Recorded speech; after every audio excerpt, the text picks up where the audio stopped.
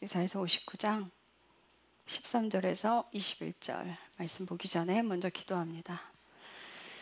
주님 사랑합니다.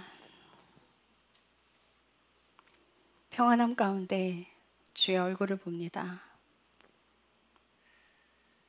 잠잠히 주의 얼굴을 바라봅니다. 삶이 요동칠지라도 흔들리지 않고 주의 길을 가는 그 삶 가운데 주의 생명이 머뭅니다. 우리가 이 시간 주님께 다시 묻습니다. 주님께서 우리에게 그러한 일들을 하라고 하시는 그에는 어떤 이유가 있는지 이 시간에 밝히 알려지기를 기도합니다. 주님께서 우리에게 주시고자 하시는 것은 영원한 생명이십니다. 그러니 땅의 것은 부서지고 깨져야 합니다. 가루가 되어서 아무것도 남지 않아 예수 그리스도만 남을 때까지 하나님께서는 우리 인생을 통째로 흔드십니다. 그 흔들림 안에 있어 찌꺼기들이 다 빠져나가고 오직 예수님만 남을 때까지 하나님께서는 그 일들을 행하십니다. 우리가 그 흔들림 가운데 있으나 예수님으로 인하여 탄탄하게 섭니다. 예수님으로 인하여 믿음의 반석 위에 섭니다. 주님 감사합니다. 예수님의 이름으로 기도드렸습니다. 아멘. 제가 먼저 있습니다.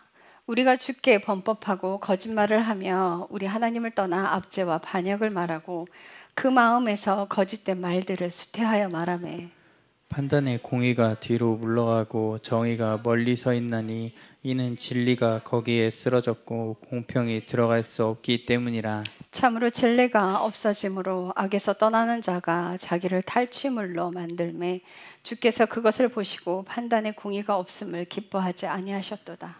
그분께서 사람이 없음을 보시고 중보자가 없음을 이상히 여기셨느니라. 그러므로 그분의 팔이 그분께 구원을 가져왔으며 그분의 의가 그분을 지탱하였나니 그분께서는 의를 흉패로 입으시고 구원의 투구를 자기 머리에 쓰셨으며 또 복수의 의복을 옷으로 입으시고 열심을 겉옷으로 입으셨도다. 그분께서 그들의 행위대로 그것에 맞게 갚으시되 자신의 대적들에게는 경로로 갚으시고 자신의 원수들에게는 보복으로 갚으시며 섬들에게도 보복으로 갚으시리라. 그러므로 그들이 서쪽으로부터 주의 이름을 두려워하며 해 뜨는 곳으로부터 그분의 영광을 두려워하리니 원수가 홍수같이 올 때에 주의 영께서 그를 대적하여 군기를 들어 올리시리라. 그 뒤에 구속자가 시온에 오며 야곱 안에서 범법을 버리고 돌아서는 자들에게 오리라. 주가 말하노라. 나에 대하여 말하자면 그것이 그들과 맺은 내 언약이리냐. 주가 말하노라. 곧 내 위에 있는 내 영과 내가 내 입에 둔 내 말들을 내 입과 내 씨의 입과 내 씨의 입에서 이제부터 영원토록 떠나지 아니하리라. 주가 말하노라. 아멘. 이사야서 59장 말씀은 어찌 보면 심판의 메시지랑 똑같습니다. 그러나 하나님께서 오늘 우리에게 이 말씀을 주신 데에는 왜 이들이 여기까지 갔는지 보라는 거예요. 왜 이들이 심판받는 자리까지 갔을까? 그들이 죄로 넘어가는 그 분기점은 도대체 어디였을까라는 거예요. 이스라엘 백성들은요, 광야에서 하나님께서 죄를 싹 다 제거하시고 그들을 40년 동안 훈련시켜서 이스라엘 땅으로 들어오게 하셨어요. 근데 하나님 뜻대로라면 그들의 삶 가운데 죄를 제거하고 들여보냈단 말이에요. 그런데 그들에게 어느 순간부터 죄가 싹트기 시작해서 그것이 삶까지 무너뜨리고 하나님 명령에 불순종하여 악을 저지르는 곳까지 갔어요. 그게 어디로부터 출발했냐는 거예요. 우리가 하나님 뜻대로 순종을 하다 보면 정말 어려운 일들이 닥칠 때도 있어요. 우리의 마음이 하나님께 가 있으면요, 불평이 막 올라오기 시작하죠. 그 불평을 회개하지 않고 그냥 내버려 두면요, 이 불평이 여러분들의 인생을 삼켜버려요. 이 불평이 여러분들을 불순종으로 끌고 가버려요. 그래서 범사에 감사하라, 쉬지 말고 기도하라, 항상 기뻐하라는 거예요. 이는 그리스도 예수 안에서 너희를 향하신 하나님의 뜻이니라. 우리가 어떻게 고난 안에 기쁨을 찾을 수 있고 힘겨움 가운데 기쁨을 찾을 수 있겠어요? 근데 바울이 늘 그래요. 바울이 고통 가운데 있었으나 오직 주님만 바라보세요. 웃을 수는 없겠죠. 매질 당하는데 웃을 수는 없겠죠. 그러나 그 육신의 고통은 있었으나 그의 영은 기쁨 안에 있었다는 거예요. 그래서 하나님께서 우리에게 주시고자 하는 거는 영원한 생명을 주시기 위해서 그 인생을 깎아가시기 때문에 여러분들 잘 들여다보세요. 주님께서 다듬어 가시는 그 인생 가운데 줄을 서서 주님과 손을 잡고 가는 사람들이 몇이나 될까요? 그래서 우리 교회 사람들이 제가 정말 귀하다고 말씀드리는 거예요. 너무 귀한 존재들이야. 주의 명령대로 따라가는 그 인생을, 그 삶을 사는 사람들이 정말 복되고 축복받은 사람들이에요. 헌금 많이 한다고 복받지는 않습니다. 그러나 그의 삶이 따라가고 헌금을 많이 하는 게 그게 축복을 더하는 열쇠인 거죠. 삶이 따라가지 않는데 기도 열심히 한다고, 헌금 많이 한다고 그것이 복으로 가는 길은 아닙니다. 여러분들과 저의 삶이 거짓된 인생이 되지 말아야 돼요. 우리 삶이 하나님 앞에 정직한 인생이 되어야 되고요. 하나님 앞에 숨기는 것이 없는 인생이 되어야 합니다. 우리가 그렇게 살아갈 때 그분의 명령이 상식에서 벗어날지라도 순종하는 사람이 되게 돼 있어요. 그 상식이라는 그 기준은요, 사람과 너와 나의 이치에서 만들어진 기준이죠. 그런데 하나님은요, 그 상식을 깨기를 바라시는 분이에요. 그래서 어느 정도 믿음 안에 들어온 사람들은요, 하나님께서 그 상식을 깨는 명령들을 하십니다. 여러분들 그걸 누구에게 하셨는지 아세요? 이사야에게 하셨고요, 에스겔에도 하셨어요. 여러분들 이사야한테는요, 그 벗은 몸과 벗은 발로 돌아다니라고 그래요. 볼기까지, 엉덩이까지 다 드러내고 돌아다니라고 그랬어요. 이게 상식적인 거예요. 그 심판의 메시지를 전하라는 건데 그 심판의 메시지를 굳이 꼭 그렇게 하고 전해야 하겠냐고요. 그런데 하나님께서 너희들이 이런 모습으로 끌려갈 거야. 묶여서 그냥 발가벗겨져서 벗은 몸과 벗은 발로 이렇게 묶여서 노예로 끌려갈 거야 라고 그 메시지를 전하면서 발가벗고 전하고, 얼마나 수치스러워요. 그 수치 누가 당해요? 이사야가 다 당해야 하는 거예요. 근데 왜 하나님은 선지자에게 그냥 메시지만 선포하라 그러면 되지 왜 그렇게까지 하시냐는 거예요. 상식에서 어긋난 것을 순종하는 그 사람에게 자아가 해결되는 길을 하나님께서 예비해 놓으셨고요, 내가 하려고 하는 것을 끝내려는 그것을 거기에 예비해 두셨어요. 그래서 믿음 안으로 들어가면 하나님께서 상식에서 벗어난 것들을 제안하십니다. 아브라함에게도 그러셨어요. 딱 아들 딱 주시고 나서는요, 그 아들을 제물로 바치래요. 하나님은요, 인신제사를 받지 않으시는 분이에요. 그런데 하나밖에 없는 그 아들을 각을 떠서 제물로 바치래요. 이거 상식에서 어긋나죠. 인신제사를 바치는 그 신들을 섬기지 말라고 하나님께서 명령하셨는데 하나님의 기준에 어긋난 것들을 명령하신단 말이에요. 그래서 아브라함이 자기 종과 함께 아들 이삭을 데리고 큰 모리아 땅으로 가요. 여러분들 그 모리아 땅은요, 빨리 가면 하루만 가는 길인데요, 3일 길을 갔어요. 가는 길에 정말 많은 생각들을 했을 거고요. 그 아브라함이 하나님께서 하나밖에 없는 그 아들을 바치라고 했던 그 마음에, 아들을 낳을 수 없는 지경의 아들을 주셨으니 이 아들도 살리실 거다라는 믿음이 있었다라고 히브리서에 말씀하고 있어요. 그래서 그 아들을 하나님께 데리고 가는 그 손길에서도 죽여도 하나님이 살리실 거라는 그 믿음을 가지고 걸어갔을 때 마지막에 하나님이 딱 멈추게 하셨어요. 물론 죽어도 살죠, 예수님 부활하신 것처럼. 그러나 그 아들의 육신의 생명을 거둬가지 않으셨습니다. 이렇듯 하나님께서는 믿음의 사람들에게 그 삶에서 벗어나는 인생을 살아가는 그 단계까지 이르게 해요. 그럼 어떤 사람은 그 삶을 가고 어떤 사람은 안 가냐는 거예요. 절대 그렇지 않습니다. 제가 당하는 그 고난과 어려움 속에 어떤 집사님이 저한테 오셔서 기도했대요. 저는 목사님 같은 그런 고난을 당하지 않아서 너무너무 감사하다고 하나님께 기도했대요. 근데 그 말을 듣는데 가슴이 너무 아픈 거야. 얘기는 못했어요. 근데 훗날 그분이 찾아와서 또 고백을 해요. 그 전에 그렇게 기도했었는데 이제는 알았대. 목사님께서 가신 그 길을, 예수님께서 가셨던 그 길을, 예수님께서 가셨던 그 길을 제가 그대로 따라가고, 아, 나도, 우리도 그 길을 고스란히 따라가야 하는구나를 깨달았다는 거예요.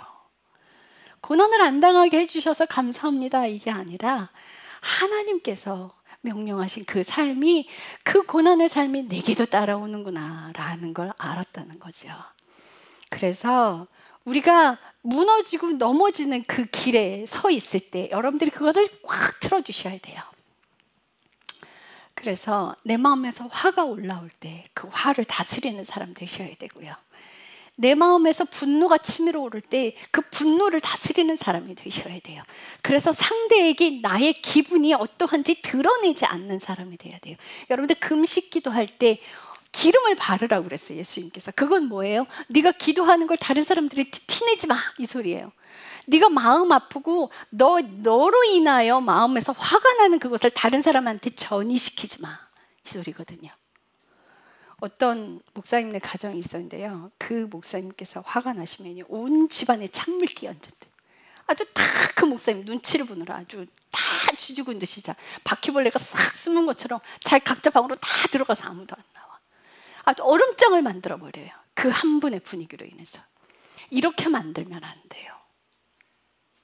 내 기분으로 인해서 다른 사람의 마음을 상하게 하는 미련한 사람 되지 마십시오.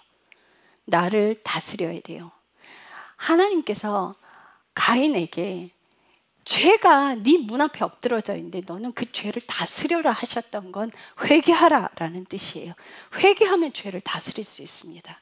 그 죄를 다스리는 사람이 됐을 때는요, 내 마음이, 상대가 나를 막 공격을 했을 때도요, 그 사람에게 다시 친절하게 대할 수 있는 그 용기가 나와요. 자동으로 되진 않아요. 우리가 예수님께 갈 때까지는 그 마음가짐이 자동으로 되진 않아요. 그러나 내가 예전에 회개하지 않았을 때는 막 정말 내 화를 있는 대로 드러내서 그게 잘 제동이 안 걸릴 때 그것과는 달라요. 이제 내가 그걸 다루실 수 있고 내가 힘을 내어서 상대방에게 또 친절하게 할 수 있는 그 기운이 생겨요. 그래서 다시 그 힘을 내서 친절하게 대하고 내 마음에 올라오는 것들을, 그걸 주님하고 씨름을 하고 회개하는 거예요. 그런 것들이 반복이 될 때 이제 나중에는요, 아무렇지도 않은 때가 와요. 누가 확 화를 내면 아유, 불쌍한 거, 저 사랑이 부족하거나 뭐가 또 배가 고팠어, 사랑이 고팠구나, 그리고 토닥토닥 해주는 사람이 되는 거예요. 우리가 그 인생으로 가려면 늘 회개하는 인생을 살아야 되는데, 이 이스라엘 백성들이 그렇게 죄로 빠져들 수밖에 없었던 건 그 가이드라인을 지키지 않았기 때문이에요. 그 가이드라인을 지키지 않았기 때문에 죄로 빨려 들어가서 거기서 더 큰 죄들을 지어서 자신이 죄를 짓는 것을 합리화시키는 자리까지 가버리는 거예요. 여러분들 이 노선은요, 여러분들 꽉 쥐고 잘 지키십시오. 이거 사탄에게 내주지 마세요. 이 경계를 무너뜨리지 마십시오. 여러분들 16장에 보시면 하나님께서 사람이 없음을 보시고 중보자가 없음을 이상히 여기셨대요. 하나님 나라를 위한 중보자가 없는 걸 이상히 여기셨다는 거예요. 어떻게 이렇게까지 될 수 있는가? 하나님의 백성인데, 하나님의 이름을 준 하나님의 백성인데 어떻게 이 지경까지 됐는가? 어떻게 나를 위해서, 어떻게 내 나라를 위해서 기도하는 중보자가 단 한 사람도 없을 수 있는가? 그래서 그러므로 그분의 팔이 그분께 구원을 가져왔으며 그분의 의가 그분을 지탱하였나니, 그분께서는 의를 흉패로 입으시고 구원의 투구를 자기 머리에 쓰셨으며 또 복수의 의복을 옷으로 입으시고 열심으로 겉옷을 입으셨도다. 하나님 당신이 스스로 그분의 팔이 구원을 가져오게 일을 하시고, 여러분들 있잖아요, 이 수세기 동안 복음이 계속 전해져 내려올 수 있었던 건요, 하나님께서 태에서 택한 사람들을 고난으로부터 그렇게 훈련시켜서 복음으로부터 키워냈기 때문이에요. 그러니까 저 같은 사람을 곳곳에 하나님이 숨겨 놓으셨기 때문에 하나님의 복음이 끊이지 않고 온 거지, 그건 사람의 의가 아니에요. 제가요, 아주 아기 때서부터 그렇게 고통 가운데 있으면서 어머니께 무릎 꿇고 어머니를 끌어안면서 그랬어요. 엄마 너무 고맙고 감사해요. 진심으로 그게 깨달아졌거든요. 다른 사람들이 하나님 명령하시면 순종이 안 돼. 그냥 바로 불순종을 해버리고요. 어떤 권사님께 그분이 믿음 좋다고 자부하는 사람이고요. 많은 사람들이 믿음이 좋다고 인정하는 사람이었어요. 그분께 하나님 말씀하셨어요. 네 생명 내게 줄래? 아니요 주님, 전 이거 못 드려요. 다른 일 할게요. 근데 그 얘기를 당당하게 자랑으로 삼아서 이야기하시더라고요. 그때 제 속으로는 그랬어요. 신기하다. 저게 어떻게 가능하지? 하나님께서 명령하셨는데 불순종이 어떻게 가능하지? 하나님께서 명령하셨는데 어떻게 거부를 하지? 저는 그게 도무지 이해가 안 갔어요. 저는 주님이 말씀하시면 어쩔 수 없이 순종하는 자리로 가요. 제가 힘겨울지라도 순종하는 자리로 갔어요. 제가 고통스러울지라도 순종하는 자리로 갔어요. 그런데 이분은 너무나 당당하게 그걸 자랑 삼아 이야기하길래 나중에 알게 됐죠. 그게 친정어머니가 제 자아를 완전히 짓밟아서 꺾어주셨기 때문에 하나님께서 명령하시면 순종할 수 있는 존재가 됐다는 걸. 그래서 친정어머니를 끌어안고 얼마나 고마웠던지 엄마 고마워요. 엄마 고마워요. 얼마나 많은 눈물을 흘렸나 몰라. 병원에 치매로 입원해 계신 그 친정어머니를 끌어안고 한참으로 엄마 고마워. 엄마 진짜 고마워요. 그 고난 가운데 제가 꺾인 거예요. 그래서 주님 말씀하시면 내가 정말 싫은데, 내가 정말 고통스러운데, 나 좋은 거 갖고 싶은데, 그런데 주님의 명령이라면 주님과 씨름하고 그 자리로 순종하고 가는 제 모습을 바라봐요. 그 자리에 가서 주님 감사합니다 하고 있는 제 모습을 바라봐요. 여러분, 불순종을 꺾어주시는 그 하나님께서 우리 인생에 예비하신 것들이 많답니다. 그 불순종을 꺾기 위해서 하나님께서 우리에게 예비하신 그 고난들은 이해할 수 없는 것들이 많습니다. 에스겔에게는요, 여러분, 빵을요 똥에 구워 먹으라 그랬어요. 그리고 물도요 4분의 1 흰씩, 6분의 1 흰씩, 여러분들 목을 축이는 정도예요. 그것도 시간에 맞춰서 먹을 것도요 아주 기아에 걸리지 않을 만큼만 먹으래요. 그리고 어떻게 하셨는지 아세요? 옆으로 누워서 390일 동안, 1년이 며칠이에요? 365일이에요. 1년을 넘게. 왼쪽으로 눕는 것을 390일 동안 누워서 자래요. 똑바로 못 누워요. 그냥 옆으로 밤새 옆으로밖에 못 누워. 그 끈으로 묶어놨어. 몸을 못 돌리게. 왜 그런 고통을 겪게 해요? 왜? 여러분들 이게 이해하실 수 있는 명령이에요? 이게 상식에 준하는 명령입니까? 빵을요 사람 똥으로 구워 먹으라 그래서 에스겔이 하나님, 제가 어려서부터 가증한 것은 먹지 않았는데 하나님 제발 이렇게는, 그럼 소똥으로 구워 먹어라. 오른쪽으로는 40일 동안 그렇게 누워 자래요. 여러분들 왼쪽에 심장이 있어요. 그래서 60대 이후로는요 왼쪽으로 못 눕게 해요. 의사들도 심장마비로 갈 수 있어요. 그래서 옆으로 눕는 것이 상당히 건강에 안 좋습니다. 그러니 젊었을 때부터 여러분들 똑바로 눕거나 오른쪽으로 눕는 거를 습관화시켜서 60대 이후에 왼쪽에 심장이 눌리지 않는 걸 습관화시켜야 돼요. 그런데 심장이 있는 쪽으로 1년을 넘게 그렇게 자라는 거예요. 여러분들 이거는요 주님께서 생명 넣어 내놔라 하는 그 순간에도 끝까지 순종하는 거예요. 우리가 하나님의 명령 가운데 있을 때, 하나님의 우리 공동체에 명령을 주셨을 때 제게만 말씀하지 않아요. 각자에게, 각자가 받고요 주변 사람들이 또 받아요. 주변 사람들이 받아서 그 메시지가 하나로 이렇게 모아져요. 그래서 우리는 부인할 수 없는 거야. 이게 하나님의 메시지라는 걸 부인할 수 없는 거예요. 우리 이 부목사님 가정이 얼마나 좋은 집으로 가는지 본인한테는 그러셨대요. 나의 영광을 드러내려고 해. 내가 내 영광을 드러낼 거야. 지켜봐라. 그러시면서 홍해를 가르는 이스라엘 백성들의 홍해 앞에서 너희는 잠잠히 내가 너희를 위해 이루는 구원을 바라봐라 하신 메시지를 계속 주시는 거예요. 그 한 사람한테만 주시는 게 아니에요. 여러 사람들에게 동일한 메시지를 같이 주시는 거야. 그러니 우리는 꼼짝없이 순종할 수밖에. 하나님의 영광을 드러내리라. 우리 인생을 이해할 수 없는 가운데로 많이 들어갑니다. 그럴 때 사람들이 손가락질하기도 합니다. 이사야가 맨몸으로 그렇게 다닐 때 사람들이 정말 다 손가락질했을 거예요.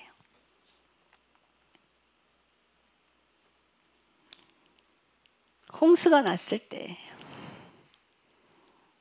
비가 오지 않는데 노아가 방주를 짓는 그 모습을 보고 사람들은 손가락질했어요. 그러나 그 일이 일어났죠. 하나님은요, 하나님께서 언약하신 그 백성은요, 당신이 일방적으로 약속하시고 그 약속들을 성취해 가세요. 하나님께서 아브라함에게 아들을 사라를 통해서만 주겠다고 약속하시고 안 주셨어요. 그 약속을 하나님께서 이루시기 위해서 사라의 생리가 끊어질 때까지. 여러분들요, 우리가 아브라함의 언약 안으로 들어가는 건요, 하나님께서 하신 그 약속을 내가 성취하는 게 아니라 하나님께서 이루신 약속하신 그 언약을 하나님께서 성취하시는 그 삶을 살아가는 길로 가는 거예요. 그래서 그 일들은 우리가 이룰 수 있는 게 없어요. 그래서 우리는 잠잠히 그분의 명령대로 순종하는 것만 해야 하는 거예요. 그래서 그 인생을 순종할 때 하나님께서 당신의 영광을 드러내는 일들을 하십니다. 이게 언약의 백성이에요. 이게 아브라함의 자손이에요.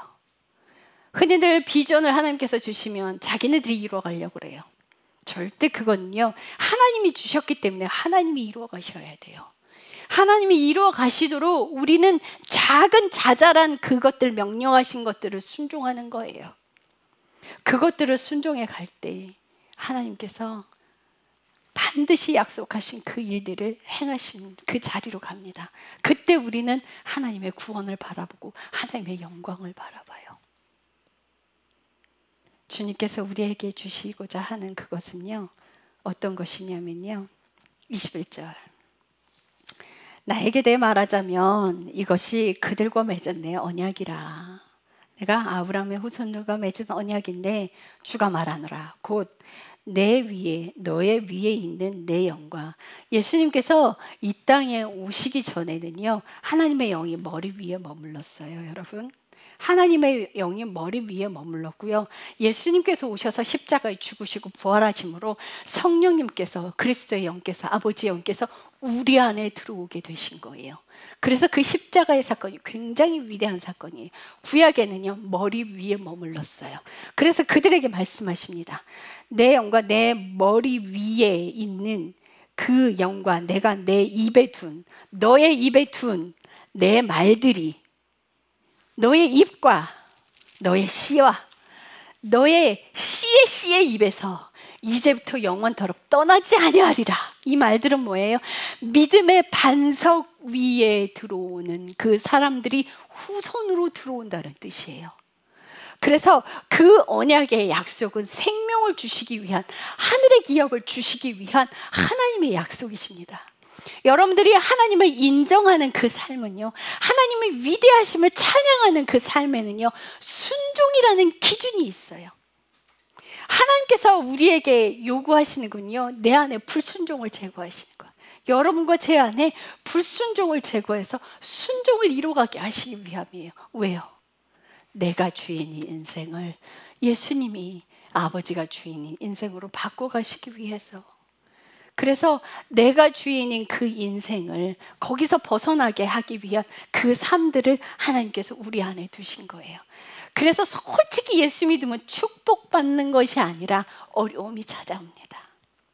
그래서 예수님을 믿으면 처음엔 하나님께서 모든 걸 주시는 것 같지만, 복이 오는 것 같지만 어려움 가운데로 하나님께서 밀어넣으세요. 고난으로 밀어넣으시고 굶주림 가운데로 밀어넣으시기도 하고요, 병을 주시기도 합니다. 그래서 암으로 고통받는 가운데 감사를 찾게 만들고요, 우리 육신의 고통으로 인해서 우리의 불순종이 꺾여지도록 하나님께서 그 길을 안내해 주시는 거예요.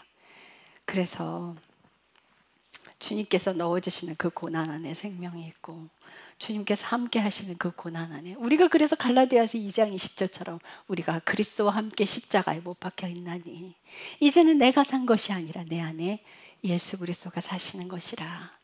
그 인생을 살기 위해서 주께서 우리에게 명령하신 그 삶들을 살아가는 거예요. 근데 우리는 낮은 데 처하나 높은 데 처하나 하나님께서 주시는 그 말씀 안에 기쁨 안에 존재해요. 어떤 분이 하나님께서 좋은 곳을 주신다고 사역지를 주신다고 해놓고서는요 허름한 곳을 주시고 안 좋은 곳을 주시면서 다시 가라고 명령하셨어요. 그때 그 목사님께서 거부했어요. 우리는 뭘 찬양하죠?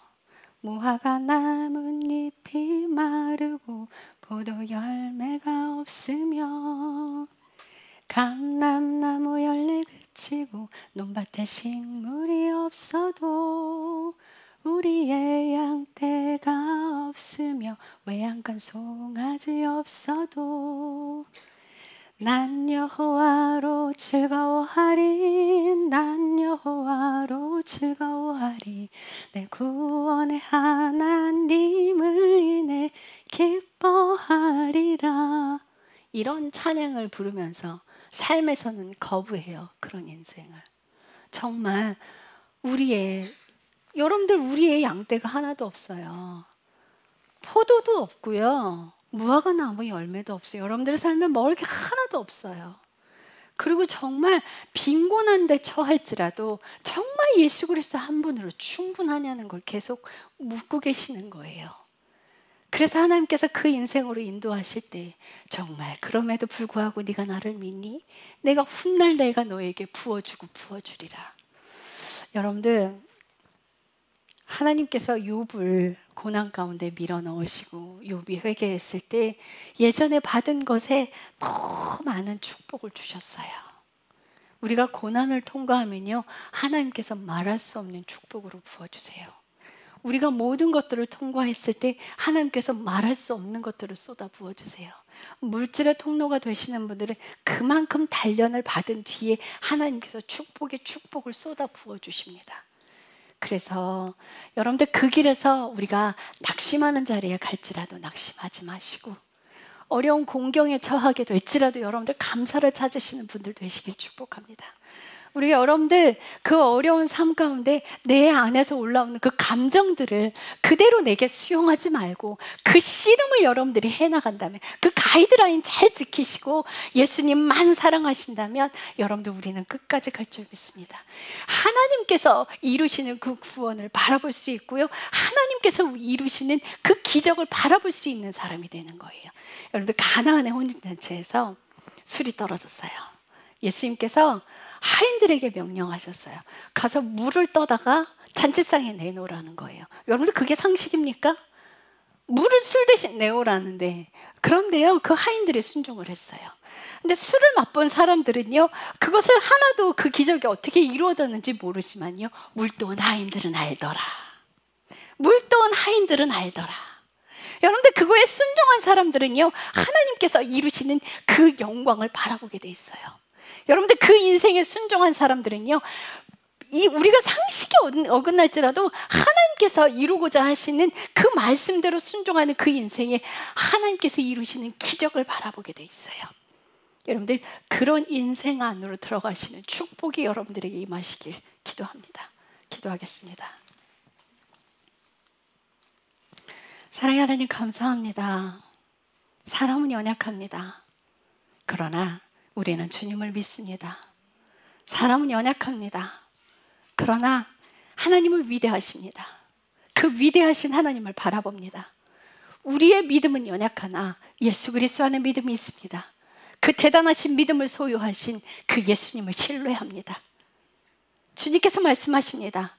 너희들이 믿음이 아니라 내 믿음 안으로 들어오거라. 너희들의 연약함을 가지고 있으나 내가 너를 강하게 하리라 말씀하십니다. 우리가 그 안에서 예수님만 바라보고 온전히 온 마음과 시선을 그리스도께만 옮기는 지혜로운 자가 되기를 기도합니다. 주님 사랑합니다. 예수님의 이름으로 기도드렸습니다. 아멘.